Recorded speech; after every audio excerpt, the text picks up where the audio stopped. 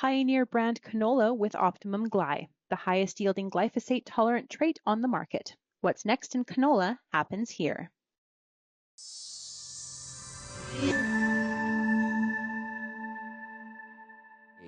Okay, let's talk about strikes. That seems to be the thing that we do here in Canada.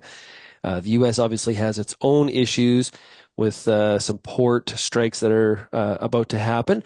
But in Canada, we are well underway. We've got a strike at the Port of Vancouver, and joining us to talk about the farmer impact of this is Stewart Oke. He's Region 3 Director with Alberta Grains, farms in Delburne, Alberta, which is just east of Red Deer. Stewart, it's great to have you on the show.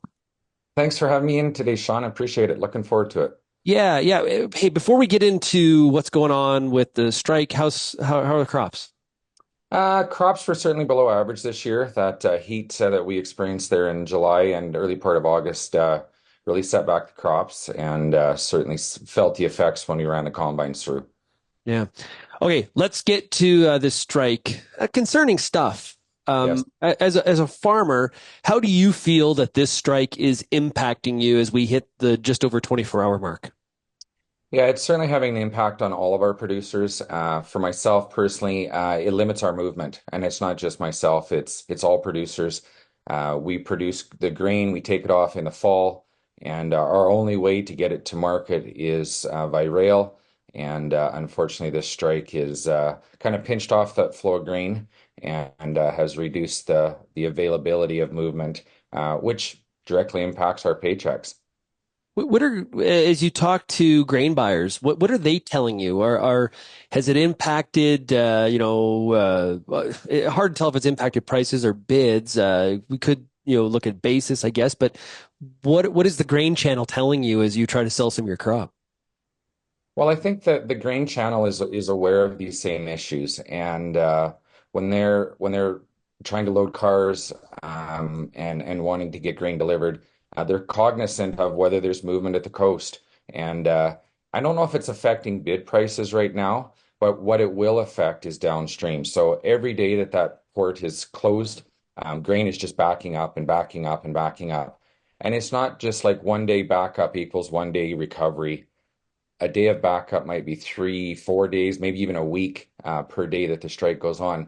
So now you're starting to create this massive funnel of grain that's trying to get in one direction, and it can't move. So now you're talking about elevators being plugged up, farmers not being able to haul, possibly running out of storage on their own farms, having contracts in place to move grain.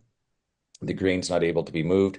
Now they're out of storage, maybe having to rent bin space from a neighbor, or worst case, put it on the ground. None of those are good scenarios, and certainly cause problems for everyone downstream.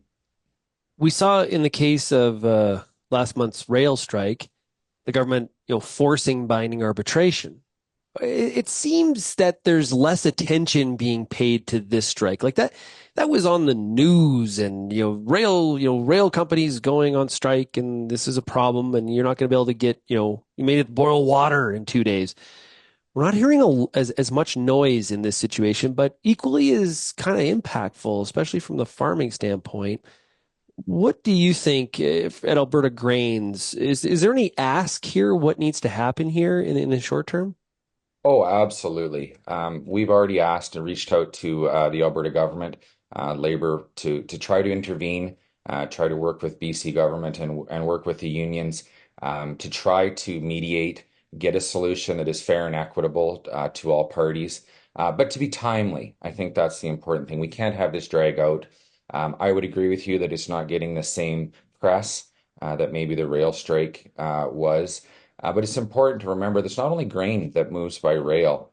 A lot of our consumer goods come and go via the rail. So if this is a prolonged strike, certainly consumers will feel it at the grocery store, parts suppliers, tires, you name it. There's really a lot of products and infrastructure that moves up and down that railway every day. And if it can't move, it grinds everything to a halt. We had Wade Sobkowicz from the Western Grain Elevator Association on yesterday's show on Real Ag Radio, and he talked about, we're coming off the rail strike. We had to, inform customers around the world and say, hey, we don't know what's happening, but don't worry, and trying to reassure them that Canada's a reliable supplier. And now this, at some point, it's the concern about it impacting our brand as Canada to deliver not just high quality, like the high quality we can do. Yeah. It's the reliability of getting it there that has to be a concern. I think that's increasing, man. Yeah, you've hit the nail on the head, Sean, perfectly. I couldn't articulate it better. In fact, I'm heading out on a trade mission in a couple months to some of these Asian countries, excuse me, that buy our grain. And I already anticipate one of the very first questions that we're going to get at every stop is, what's going on with your supply? How come we can't get it? How do we get a reliable, consistent supply? And what we have to realize is they have gigantic infrastructure there for mills and breweries, and they need a steady, constant, reliable supply of grain. They've got factory workers, they've got stuff that can't sit idle, and we're going to get questions. I fully anticipate that this will impact our brand. It will impact Canada as on the world stage as being a reliable, consistent source of high quality grain. And to your point, there's no question we grow some of the best grain in the world, but certainly we're starting to put a lot of questions out to the buyers that can we ensure that we can get it when we need it, and that is a real concern. Yeah, the longer this goes, the more pressure it puts on ports potentially, on the BNSF railway potentially, also on the ports of the PNW. They only have so much capacity, so it's not like, oh, just move it over here and we'll get it out. Like that's easier said than done, and that also comes with costs as well, and that those costs work themselves back to what the farmer is paid at the end of the day as well. Stewart, really appreciate you joining us here today on the program. Thank you so much. And good luck on that trade mission. Which countries are you going to?